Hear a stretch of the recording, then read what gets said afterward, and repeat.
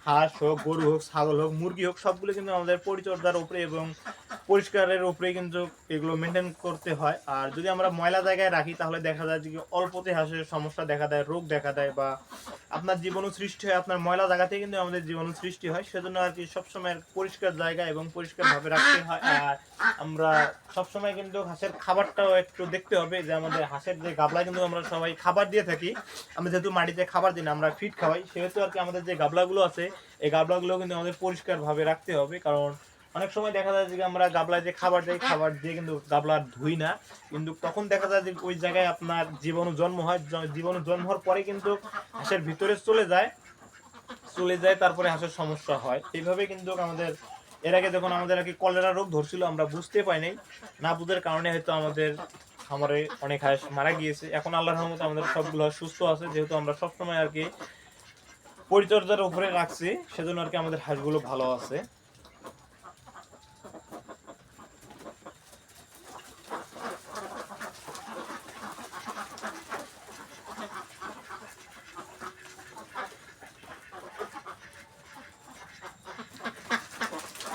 ওই